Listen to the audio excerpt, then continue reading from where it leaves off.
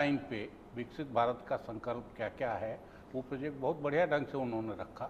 तो यही लाइन लेके उन्होंने अपना रिकॉर्ड बताना, अपने काम का वो भी आज भी गिनवाया उन्होंने अपने काम। तो अपने काम को गिनवाते और ये आगे का रोड मैप बताते, तो मुझे लगता है उनका कैंपेनिंग बेहतर ढंग से चला होता।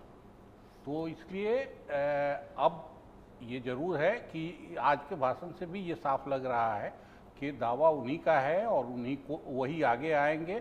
इस सवाल पे कोई दाएं बाएं नहीं होना है। अब ये है कि अगली सरकार वो कैसे चलाते हैं, और गठबंधन की सरकार चलाना नरेंद्र मोदी से संभव होगा नहीं होगा, हल्का संकेत उन्होंने दिया, लेकिन उनका स्वभाव अब तक हम लोग जो गुजरात से देख रहे हैं उसमें बहुत गठबंधन या सबको साथ लेके चलने वाला नहीं है। नरेंद्र मोदी को अभी तक देश ने बहुमत की सरकार चलाते हुए देखा है, जो उनकी पार्टी के पास बहुमत रहा है। और एनडीए की सरकार दिल्ली में जब भी रही 10 साल की, तो बहुमत बीजेपी की का माननीय वीरेंद्र सचदेवा जी, माननीय पीएल संतोष जी, माननीय पवन राणा जी, माननीय धनखड़ जी और बड़ी बहन अलका गुर्जर का मैं धन्यवाद करती हूँ, क्योंकि उनके मार्गदर्शन में चुनाव लड़ा गया और भारतीय जनता पार्टी के एक एक जुझारू कार्यकर्ता का धन्यवाद कहती हूँ, जिन्होंने इतनी कर्मठता से ये चुनाव लड़ा। नई दिल्ली संसदीय क्षेत्र के वासियों को और मतदाताओं को मैं आश्वस्त करती हूँ कि मैं मोदी जी के विकसित भारत के संकल्प को सिद्धि तक ले जाने के लिए प्रतिबद्ध हूँ। मैम, पहली बार आप सांसद बनकर संसद में जाएंगे। पूरे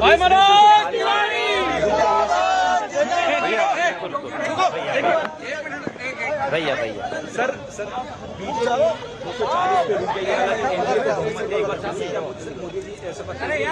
देखिए, हम बीजेपी करके चुनाव नहीं लड़े हैं, हम एनडीए की तरफ से चुनाव लड़े और एनडीए को लगभग 292 सीट पूरा क्लियर मेजोरिटी मिला है। और इस क्लियर मेजोरिटी के साथ नरेंद्र मोदी जी इस देश की बागडोर संभालेंगे। कल इंडिया गठबंधन का बैठक है, राहुल गांधी ने कहा कि सरकार कैसे बनेगी हम उसमें विचार करेंगे, क्योंकि टीडीपी और जेडीयू इनके पास चाबी है। नरेंद्र मोदी और इसके पहले बांसुरी स्वराज दोनों बीजेपी के दिल्ली में उम्मीदवार, और दिल्ली की सभी 7 सीटें बीजेपी ने जीती हैं। ये बीजेपी मुख्यालय की तस्वीरें थीं, वहीं से ये बयान था दोनों नेताओं के, जो बता रहे थे कि एनडीए की जीत हुई है। और एनडीए के नेता के तौर पर प्रधानमंत्री नरेंद्र मोदी ने अभी थोड़ी देर पहले मुख्यालय से अपने नेताओं कार्यकर्ताओं को संबोधित किया है। आलोक जी, एक बात उन्होंने ये भी कही कि डिजिटल इंडिया ने करप्शन को बिल्कुल शून्य कर दिया है। नरेंद्र मोदी ने सरकारी तंत्र को चुस्त दुरुस्त करने और शासन को डिलीवरी तक ले जाने में बहुत बड़ी भूमिका निभाई, इसमें कोई दो राय नहीं है। और यह जो एनडीए का कार्यकाल 5 साल का होगा, अरविंद जी ने कहा कि नरेंद्र मोदी के उस कौशल का इम्तिहान है जो साथी दलों को अपने साथ जोड़ करके ले चलने का होगा। तो ये थोड़ा सा मुश्किल होगा। देखिए, निश्चित रूप से, चूँकि कुछ और लोगों को साथ लेकर, लेकिन मुझे लगता है कि कई परिस्थितियों को झेले हुए, आप याद करिए 2002 के बाद कितने ज़्यादा प्रहार थे, उसके अंदर एक साहस के साथ इस बात को कहना कि भ्रष्टाचार पर अभी और जोर ढंग से, सभाओं में तो बोलते थे लेकिन आज फिर से उस बात को उन्होंने दोहराया नहीं, संकल्प व्यक्त किया। तो कुछ ऐसे एजेंडे हैं जिसके बल पर वो, आप चाहे कहते रहें ईडी सीबीआई फलाना, मुझे लगता है कि वो जनता के बीच पे ये इमेज बराबर बनाए रखेंगे। और मंत्रिमंडल में वैसे ही लोग जिनका कोई भ्रष्टाचार, यहाँ पर जैसे आपने कहा ना अजीत पवार को वहाँ ले लिया, वो अलग बात है, यहाँ पर किन लोगों को रखेंगे जिससे कि वो अपनी इमेज और अपने जो प्रोग्राम्स हैं, चिराग पासवान कितना विद्रोही मूड में थे और ऐसे लोगों को भी साथ में लेने की क्षमता, पासवान कितने पुराने नेता थे, ऐसे कई नाम आप गिने जा सकते हैं। तो मुझे लगता है कि ये संभव तो है। ये ठीक है कि दूसरा लोग कितना उससे संतुष्ट होंगे, कुछ कह रहे हैं, एक बार सुनते हैं। का जादू सकता है वही देखने में मिला फिर से, न सिर्फ आसनसोल में बल्कि पूरे बंगाल में। जैसा मैं शुरू से कहता आया और मानता आया कि यहाँ पे बंगाल में ममता जी स्वीप करेंगी, और आज आपने देखा है कि यहाँ देश में इतना गतिरोध अवरोध पैदा करने के बाद हमारे माननीय प्रधानमंत्री जी की तरफ से या माननीय गृह मंत्री की तरफ से इतना भ्रम फैलाने के बाद, इतना अपमानजनक भाषा और शब्दों का प्रयोग करने के बाद, बंगाल के ऊपर आक्रमण करने के बावजूद उन्होंने देखा कैसे उन्होंने जो रोकने की कोशिश की, चाहे संदेश खाली का मामला हो, चाहे हमारे इलेक्शन कमीशन जिस तरह से उन्होंने 2 महीने तक लगातार इस भीषण गर्मी में, प्रचंड गर्मी में जैसे उन्होंने प्रचार करवाया हो, ये लगता है कि सिर्फ एक ही आदमी और एक ही पार्टी को फायदा करवाने के लिए किया था, माननीय प्रधानमंत्री जी को और उनके भारतीय जनता पार्टी को, क्योंकि उनकी तरफ से वो प्रचंड गर्मी में उनको जो लाभ मिल रहा था, उनके एक ट्रिप पे करोड़ों रुपए खर्च हो रहे थे और उस करोड़ों रुपए का धन शक्ति का दुरुपयोग करते हुए उन्होंने जैसे रास्तों में रुकावट पैदा करने की कोशिश की, आसनसोल में भी पैदा करने की कोशिश की। और आपने देखा होगा कि आसनसोल में, जैसा भी मोले बाबू ने कहा कि आसनसोल में धन शक्ति का बहुत दुरुपयोग हुआ, और भी जगह हुआ है, लेकिन मैं फिलहाल आसनसोल यहाँ पे उसको कहा जोर से खामोश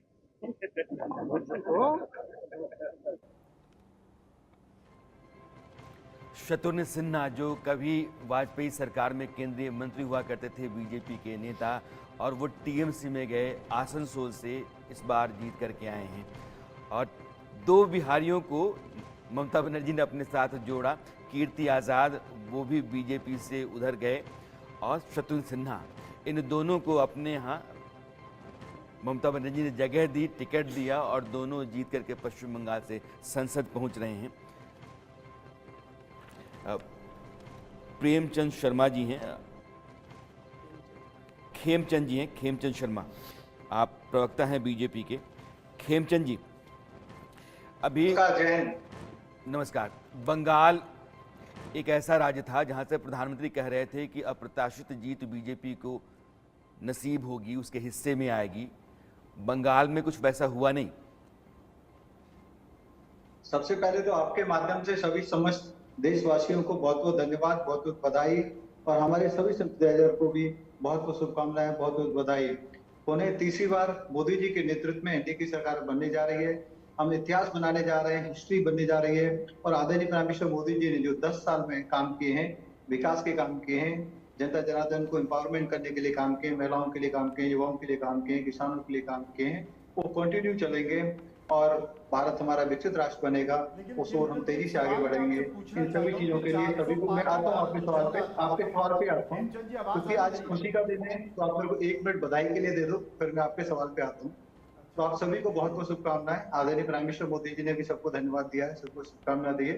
अब आप बंगाल की बात करते हैं। देखिए, बंगाल में भी हमारी जो परफॉर्मेंस है, हमारे एक्सपेक्टेशन से मैच नहीं खाता, लेकिन आप वहाँ पे देखेंगे कि हमारे वोट शेयर को आप एनालाइज करेंगे, हमारी सीट थोड़ी कम हुई है और हमें उम्मीद थी कि हम सीट और ज्यादा लेके आएंगे, तो उसको एनालाइज करेंगे, लेकिन हमारी परफॉर्मेंस खराब नहीं है। सवाल आपसे मैं पूछना चाह रहा हूं, इसमें कोई शक नहीं है कि तीसरी बार एनडीए की सरकार बन रही है, कोई आसान बात नहीं है, एक बड़ी उपलब्धि से कहा जा सकती है। तीसरी बार देश के प्रधानमंत्री नरेंद्र मोदी शपथ लेने वाले हैं, लेकिन उत्तर प्रदेश एक ऐसा प्रदेश था जहां पर कई सारे प्रयोग किए गए, सनातन का प्रयोग किया गया, संगठन का प्रयोग किया गया, एक बड़ा संकेत देने की कोशिश की। बावजूद इसके अगर बंगाल में समझ में आता है कि वहां पर एक भाषाई परेशानी है, कहीं ना कहीं हिंदुत्व का एजेंडा उस तरीके से वहां नहीं चल पाता, लेकिन उत्तर प्रदेश में क्या होगा? उत्तर प्रदेश में वो राजनीतिक पार्टी, कांग्रेस और समाजवादी पार्टी का गठबंधन, जो आपके आगे कहीं ठहर नहीं रहा था, उसने आपकी जड़ें हिला दी। ऐसा क्यों? देखिए, एनालाइज करेंगे और एनालाइज करने के बाद करेक्टिव एक्शंस लेंगे। आज का दिन बहुत ज्यादा नकारात्मकता के साथ बात करने का नहीं है। बहुत सारे स्टेट में हम लोगों ने बहुत अच्छा प्रदर्शन किया जहां बिल्कुल नहीं थे। केरल में हमने सीट जीती है, तमिलनाडु में हमारे पास खाता खुल रहा है, हम लोगों ने उड़ीसा में सरकार बनाई है, उड़ीसा में क्लीन स्वीप मारा है, मध्य प्रदेश में क्लीन स्वीप मारा है, तो बहुत सारे ऐसे राज्य बहुमत तक नहीं पहुंच पाए ना आप खेमचंद जी।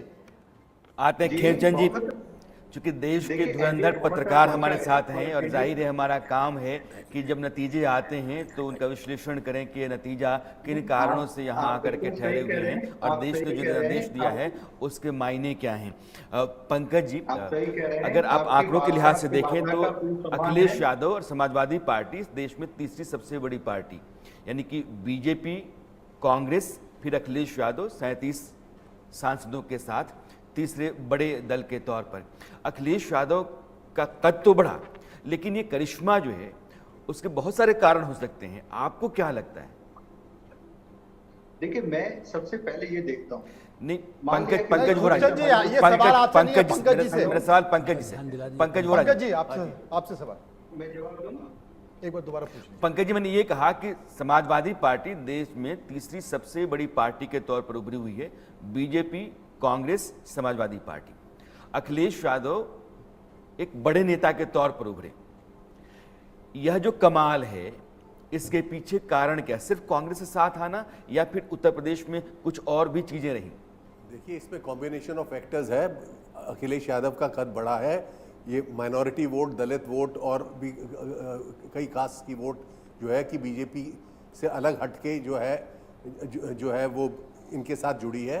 और दूसरा जो है, बीजेपी का जो चुनाव जो है बिना आरएसएस के बीजेपी ने चुनाव लड़ा है, और आरएसएस का जो ग्राउंड पे जो उनका माइक्रो मैनेजमेंट का एक प्रेजेंस होता था वो था नहीं। तो इसलिए जो है ये सब फैक्टर्स के कारण अखिलेश यादव ने जो बीजेपी के अंदर बहुत तगड़ा डेंट डाला है, और जिसका खमियाजा बीजेपी जो है अगले कई दिनों तक भुगतेगी। और जो सरकार जो बीजेपी की अब अपने बल पे नहीं बन रही और एनडीए के बल पे बन रही है, वो इसी कारण से बन रही है कि यूपी के अंदर इनको बहुत बड़ा धक्का लगा है, और महाराष्ट्र में भी लगा है और बंगाल में भी। तो ये जो इन चीज़ों को इन्होंने फैक्टर इन नहीं किया था, और ये जो था ये और पार्टीज़ के लोगों को लेकर जो है अपनी पार्टी को कमज़ोर कर रहे थे। ये जो सामने पिक्चर आई है ये उसी की आई है। पंकज जी ने एक बुनियादी सवाल मन उठाया। मुझे लगता है कि आलोक जी आपसे बात करनी चाहिए। मैं राहुल आपको बताता हूँ। पंकज जी का कहना यह है कि संघ ने हाथ पीछे खींच लिए थे। बीजेपी बहुमत के आंकड़े से बहुत आगे निकल सकती थी अगर संघ ने अपना हाथ आगे बढ़ाया होता तो। क्या ये सच लगता है आप? नहीं, बिल्कुल सच लगता है। राहुल, मैं आप आलोक जी के सवाल में।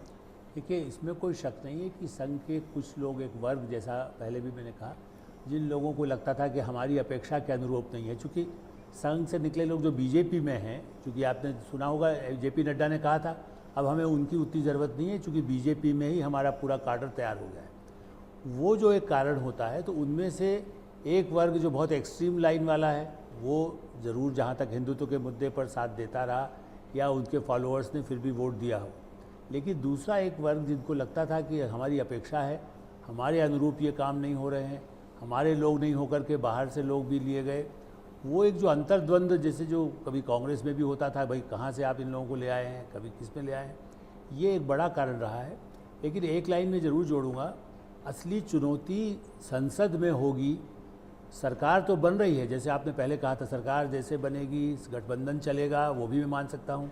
लेकिन इतना अधिक संख्या में विपक्ष का होना, राहुल, अखिलेश और सारे ऐसे प्रतिपक्ष के नेता, इसके बाद सरकार तो चला लेंगे, संसद कैसे चलेगी, ये मेरे लिए कभी चिंता का विषय देश में होना क्योंकि चाहिए। संख्या बहुत बड़ी है, ये बड़ी बात है। यशवंत जी, एक सवाल मेरा आपसे है, क्योंकि जिस तरीके से देश के प्रधानमंत्री ने बहुत सारी बातों का जिक्र किया अपने भाषण में, उन्होंने कहा कि जिस तरीके से हमारी सरकार चल रही थी वो सरकार चलेगी, हमारी सरकार को जो एजेंडा है उसे हम पूरा करेंगे, संकल्प पत्रों में जिन बात का जिक्र है उन बातों पर भी आगे बढ़ेंगे, और भ्रष्टाचार को लेकर हमारी जो लड़ाई और कार्रवाई है वो जारी रहेगी। यानी कि 2014 से लेकर 2023 तक जो सरकार चली, 24 तक, वो चलती रहेगी, और आगे भी इसी तस्वीर को वो आगे बढ़ा पाएंगे। क्या बढ़ा पाएंगे तब जबकि पूरा बहुमत नहीं है, क्या बढ़ा पाएंगे तब जबकि गठबंधन के सहारे ये सरकार। मैं आपको जवाब दूं से पहले प्रधानमंत्री के इस बयान को सुना देना चाहता हूं ताकि जवाब देना मेरे लिए और आसान हो जाए। जी। और इस पावन दिन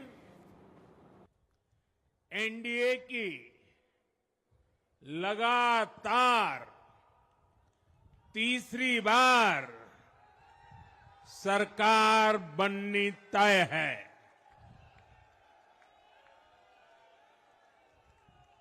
हम सभी जनता जनार्दन के बहुत आभारी हैं।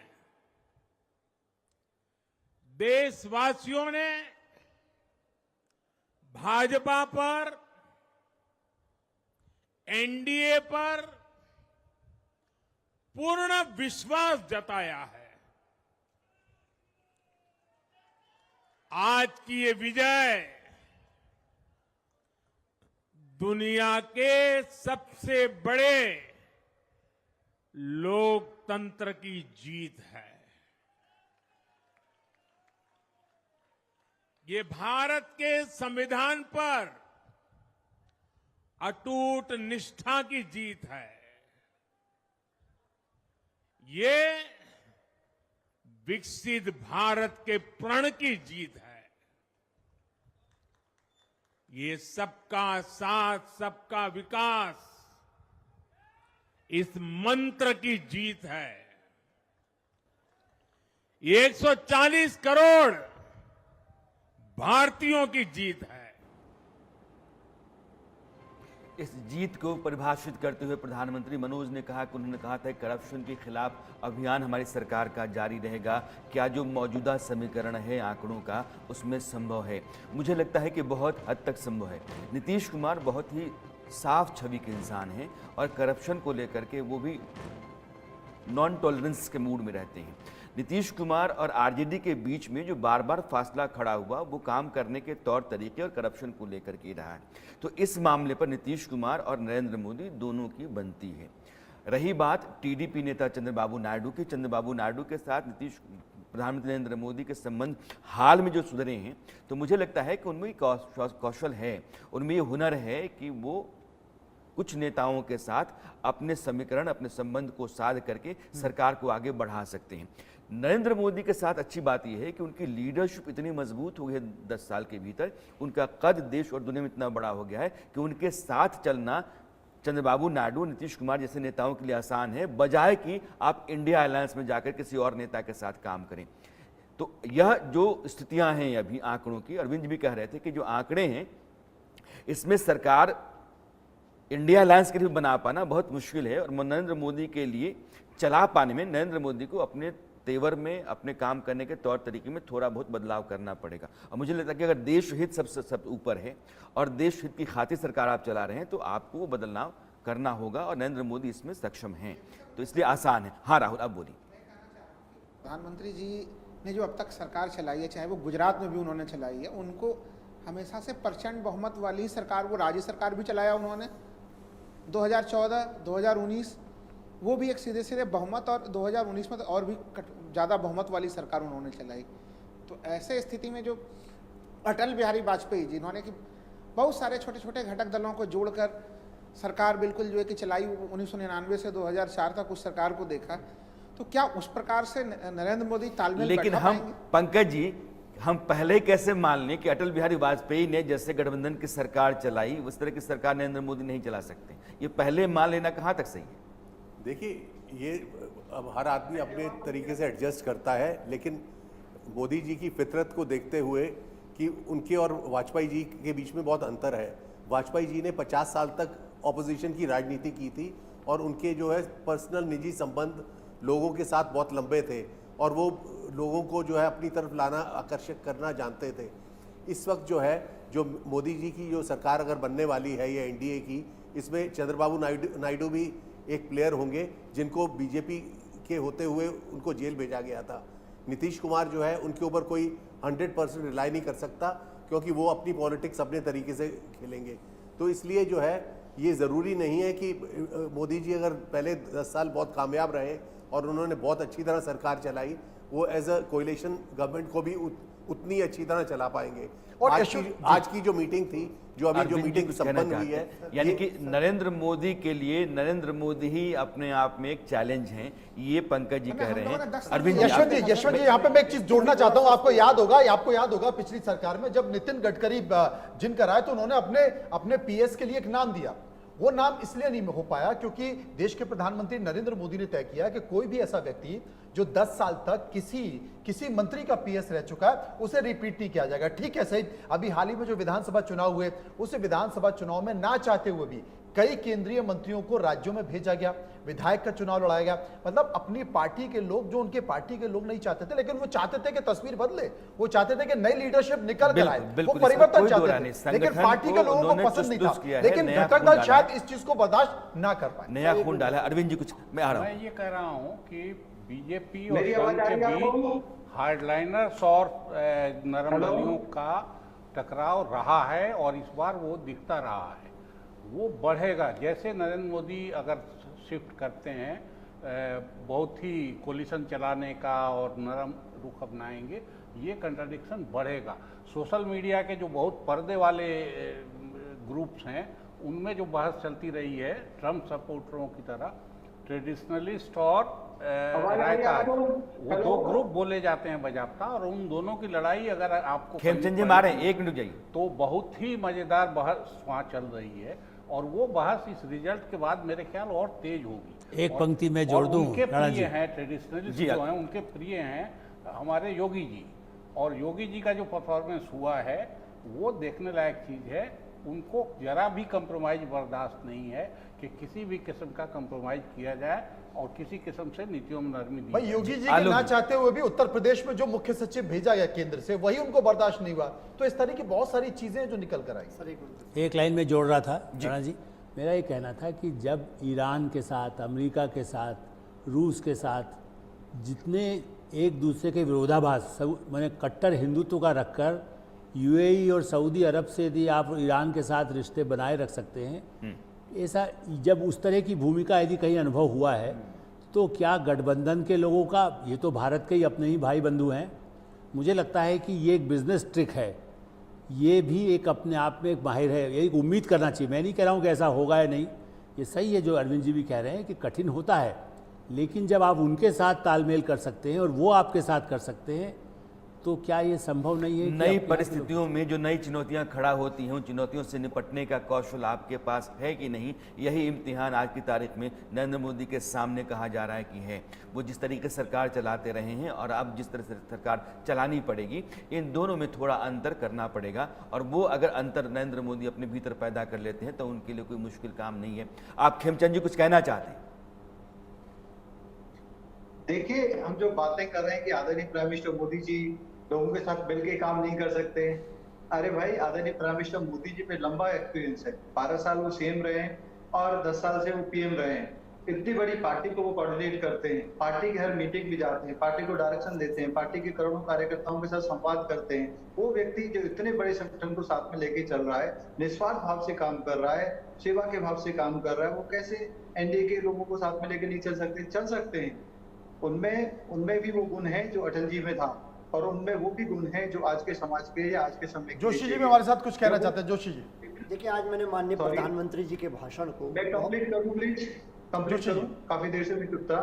जब आदरणीय prime minister Modi ji international scenario में तो विपरीत हुई, जो विपरीत शक्तियां हैं जो एक दूसरे को पाल रही हैं, एक दूसरे से युद्ध कर रही हैं, उनको साध सकते हैं, तो क्या अपने देशवासियों को नहीं साध सकते? क्या अपने कोalition पार्टनर्स को नहीं साध सकते? साधेंगे, बिल्कुल साधेंगे, अच्छे तरीके से सरकार चलाएंगे। जैसे हमने अटल जी के समय में सरकार चलाई थी, उससे अच्छे तरीके से सरकार चलाएंगे। उस समय तो हमारी विपक्ष के साथ भी वो संवाद करते थे। अटल बिहारी वाजपेयी जी विपक्ष के साथ संवाद करते थे। प्रधानमंत्री जी के समय हम लोगों ने विपक्ष के साथ संवादहीनता की स्थितियां देखी। जोशी जी, आप अपनी बात करें। आपने इसका सम्मान है, अरे मोदी जी से ज्यादा सम्मान कौन करे? मोदी जी सबका सम्मान करे, हमारे अटल जी करते थे। सम्मान में बात कर रहा हूँ, ठीक, विपक्ष के साथ एक संवादहीनता की भी स्थिति रही पिछले वर्षों में। नहीं, आपकी बात पूरी हो खेमचंद जी, आपकी बात पूरी होगी। जोशी हमारा भी सम्मान करते हैं। मोदी जी ने 140 करोड़ लोगों की बात ठीक है, हमने मान लिया। कांग्रेस की तरह की मैं माइनॉरिटी के लिए काम करूंगा, या एसटी की तरह की मैं सिर्फ परिवार के लिए काम करूंगा, ठीक है खेमचंद जी, जाति के लिए काम करूंगा। जो व्यक्ति 140 करोड़ लोगों के लिए काम करता है, निस्वार्थ भाव से काम करता है, विकसित भारत के लक्ष्य को लेकर काम करता है, उन्होंने ये सारी बातें कही हैं, ये सारी बातें कही, आप बस दोहरा रहे हैं। जोशी जी, देखिए, आज हमने माननीय प्रधानमंत्री जी के भाषण को बहुत ध्यान से सुना, और जब मैं माननीय प्रधानमंत्री जी के भाषण को सुन पा रहा था तो मुझे साफ दिखाता है, ये कंस्ट्रक्टिव भाषण है, पॉजिटिव भाषण है, दिशा दिखाता है, रोड मैप प्रस्तुत करता है। ठीक है खेमचंद जी, आप बस मौका जिसके पास है, जिसका टर्न है, उनको बोलने दीजिए। देखिए, जब माननीय प्रधानमंत्री जी के भाषण को मैं सुन पा रहा था तो मैं आज सुन पा रहा था कि 10 साल बाद उनको किन किन की याद आई। 10 साल बाद उनके भाषण में कई बार एनडीए शब्द का प्रयोग हुआ, नंबर 1 विषय, और जरूरत के हिसाब से संबंध बनाने की जो कला है उनके अंदर, आज उन्होंने आदरणीय नीतीश कुमार जी का, चंद्रबाबू नायडू जी का नाम लेने का काम करा, जबकि सर ये this is not a good way, this is not a good way. Khemchand ji, this is my term, this is my term, this is not a good way. Khemchand ji, 1 minute. I am listening, Joshi ji, आपके पास 30 second आपके पास। खेमचंद जी, उनको सम्मान दीजिए, उत्तर प्रदेश में उन्होंने अच्छी उपस्थिति दर्ज की है। बोलिए जोशी जी। मैं आपको बताना चाहता हूं, आज उन्होंने अपनी जरूरत के हिसाब से दिखा दिया कि आगे का क्या रोड मैप रहेगा। उन्होंने केवल अपने 44 सहयोगियों में 2 लोगों का नाम लिया, चंद्रबाबू नायडू साहब और हमारे नीतीश कुमार साहब का उन्होंने नाम लेने का काम किया, क्योंकि जो जरूरत है वो अब इन दोनों नेताओं की है, 42 लोगों की कोई जरूरत नहीं है, ये दिखाने का काम करा। और जब वो भ्रष्टाचार पे बात कर रहे थे तो देश ये समझ पा रहा था कि अब भ्रष्टाचार में किन लोगों को वो अपने साथ लाएंगे जब वो भ्रष्टाचार की बात कर रहे थे, क्योंकि काफी लोगों को तो पिछले 10 साल ठीक है जोशी जी, प्रधानमंत्री ने दरअसल जब 2 लोगों का जिक्र किया, नीतीश कुमार, चंद्रबाबू नायडू का, तो उन्होंने परफॉर्मेंस के आधार पर किया कि एनडीए ने नीतीश कुमार की अगुवाई में बिहार में अच्छा परफॉर्मेंस किया है। लोक जनशक्ति पार्टी की परफॉर्मेंस कमजोर है, कहना लोक जनशक्ति पार्टी, आप देखिए उन्होंने क्या कहा, उसको समझिए आप। उन्होंने कहा कि नीतीश बाबू की अगुवाई में एनडीए ने बिहार में अच्छा प्रदर्शन किया है और चंद्रबाबू नायडू के साथ हमारा जो साथ रहा है उसने भी आंध्र प्रदेश में विधानसभा में और लोकसभा में अच्छा परफॉर्मेंस दिया है, इसलिए उन दोनों का जिक्र कर रहे थे। एनडीए का जिक्र उन्होंने कई बार किया है, तो इसलिए हर नेता का नाम लेना ये बहुत मतलब लाजमी सी बात है कि ज़रूरी नहीं है। पंकज जी, कैबिनेट की बैठक है, लाजमी है कि इसके बाद सरकार बनाने का प्रोसेस प्रधानमंत्री शुरू करेंगे और ये माना जा रहा है कि 9 तारीख को शपथ ग्रहण हो सकता है। विपक्ष जो है ये एक अलग तरह की लामबंदी कर रहा है। कल शाम को इंडिया की बैठक है और खरगे साहब ने इस बात का इशारा किया है कि जो हमारे साथ साथी हैं और जो साथी हो सकते हैं उनके साथ हम निर्णय लें कि हमें क्या करना है।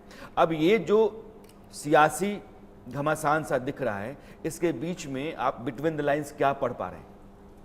देखिए, अभी 9 तारीख का तो तय तब होगा जब पहले जो है एक पार्लियामेंट्री पार्टी की बैठक होगी, जिसमें पार्लियामेंट्री पार्टी में बीजेपी की बैठक में मोदी जी को चुना जाएगा या नहीं चुना जाएगा, इसके ऊपर मतलब कि हर तरह के बहुत सारे वो स्पेकुलेशन चल रही है। उसके बाद एनडीए की मीटिंग होगी, एनडीए में क्या होगा उस मीटिंग के अंदर, उसके बाद जाकर जो है जो प्रोसेस है उसके मुताबिक जाके प्रधानमंत्री मोदी जी या जो भी लीडर चुने जाएंगे वो जाकर अपना दावा करेंगे राष्ट्रपति जी के सामने और कहेंगे कि हम सरकार बनाएंगे।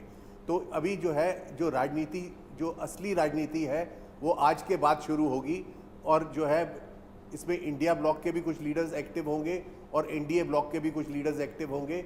ये राजनीति किस दिशा में जाती है, कैसे जाती है, इसके बारे में अभी कहना बहुत मुश्किल है। जो आज का भाषण मोदी जी का था वो एक तरह से एक्सप्लोरेटरी एक्सरसाइज भी था, जिसमें उन्होंने अपने आप को टोन डाउन करके एनडीए का नाम कई बार लिया, पर एंड में अपने आप को रोक नहीं पाए और उन्होंने मोदी की गारंटी और अपने आप को इंडिविजुअल उस पर फिर से फोकस कर दिया।